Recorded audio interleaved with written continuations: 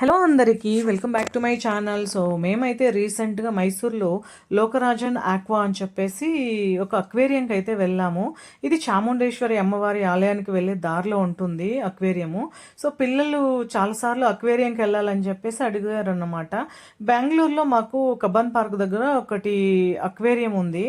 అక్కడికి వెళ్దామని చాలాసార్లు అనుకున్నాం, కానీ ఒకసారి వెళ్తే అది ఏమో కొన్ని ఇష్యూస్ వల్ల అది క్లోజ్లో ఉండింది. ఒక 3 months వరకు ఓపెన్ చేయరని చెప్పేసి చెప్పారు.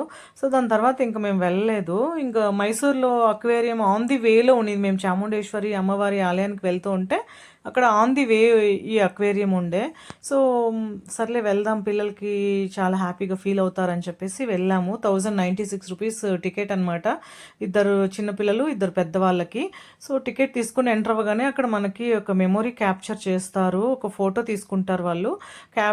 క్యాప్చర్ యువర్ మెమొరీ అని చెప్పేసి. సో అది ఫోటో మనకు కావాలనుకుంటే మనము అమౌంట్ పే చేస్తే వాళ్ళు మనకి ఆ ఫోటో అయితే ఇస్తారనమాట. సో మేమైతే ఫోటోకి వెళ్ళలేదు, పిల్లలు ఇద్దరూ వెళ్ళారు. దాని తర్వాత ఎంటర్ అవ్వగానే మనకి రకరకాల ఫిష్లు అనమాట. చిన్న చిన్న అక్వేరియంస్లో అసలు ఎంత బాగున్నాయో, కొన్ని వందల రకాల ఫిషెస్ అయితే ఉన్నాయి. నాకు అన్ని ఫిషెస్ ఇప్పుడు చాలా రకాలు అందరూ చూస్తూనే ఉంటారు, ఫిషెస్లో ఏముందిలే అదొక గొప్ప ఏముంది వింత ఏముంది అనుకోవచ్చు.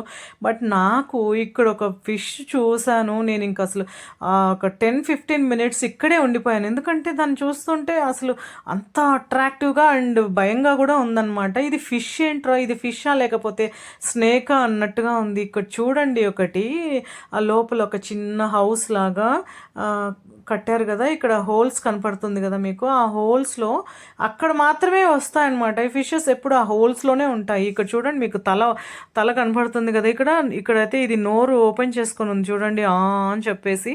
మొసలి నోరు తెరిస్తే అట్లే లోపలికి వెళ్ళిపోతారు కదా, ఆ విధంగా ఇది నోరు తెరుచుకొని ఉంది.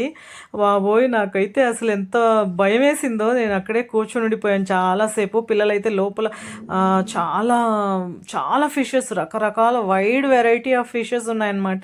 వాళ్ళు అవన్నీ తిరిగి జల్లీ ఫిష్ ఉంది, ఆ ఫిష్ ఉంది, ఈ ఫిష్ ఉంది అని చెప్పేసి వాళ్ళు చాలా ఎంజాయ్ చేస్తూ ఉన్నారు. నేనైతే ఈ ఫిష్ను వదిలేసి అసలు ఇంక ఇక్కడే కూర్చుండిపోయాను అనమాట. ఎందుకంటే నాకు వింతగా అనిపించింది, ఇదేంటి ఇలా ఉంది, ఇంత పొడవుగా స్నేక్ ఎలా వెళ్తుందో అలాగే వెళ్తుంది, అలాగే వస్తుంది, నోరు అని ఓపెన్ చేస్తుంది. నాకైతే అసలు ఒక పక్క భయము, ఇంకో పక్క చాలా బ్యూటిఫుల్గా అందంగా ఉంది ఈ చేప అని చెప్పి నేను అలా కూర్చుండిపోయి దాన్నే క్యాప్చర్ చేశాను అనమాట. రకరకాల ఫిషెస్ ఉన్నప్పటికీ కూడా నాకు ఈ ఫిష్ ఎందుకో చాలా స్పెషల్గా అట్రాక్టివ్గా అనిపించింది.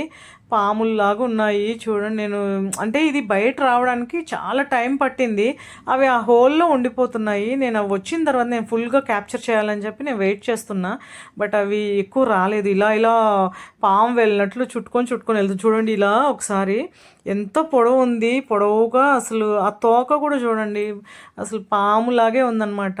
నాకు చాలా అందంగా బ్యూటిఫుల్గా అనిపించింది. నాకైతే ఈ చేప చాలా నచ్చింది. ఇది ఒకసారి నోరు తెరుస్తుంది, దాన్ని క్లోజ్గా క్యాప్చర్ చేశాను చూడండి. మీలో ఎవరైనా ఈ ఫిష్ చూసారా? చూస్తుంటే ఒక లైక్ చేయండి. సో నాకైతే ఇంకా అసలు ఈ ఫిష్ని వదిలిపోబుద్ధి కాలేదనమాట. అక్కడే కూర్చుని పోయినా. ఇక్కడ చూడండి, ఒకసారి అది ఓపెన్ చేస్తుంది నోరు. దాని అసలు ఎంత ఫ్లెక్సిబుల్గా ఉంది చూడండి. దాని మొత్తం ఇది కూడా నీట్గా అలా పాము చుట్టుకున్నట్టు చుట్టేస్తుంది. దాని బాడీ మొత్తం ఎంత ఫ్లెక్సిబుల్గా ఉంది చూడండి. ఇది నోరు ఒకసారి ఓపెన్ చేస్తుంది, అందుకోసం వెయిట్ చేస్తున్నాను నేను ఎగ్జైటెడ్గా. ఇది ఎంత నోరు తీస్తుంటే నాకు అది నోరు తెరిచినప్పుడు చాలా భయం అనిపించేది. చూడండి, ఒకసారి చూపిస్తా, అదో చూడండి. ఓ మై గాడ్, అయ్యో బాబోయ్, అసలు ఇది ఏంట్రా దేవుడా ఇలా ఉంది.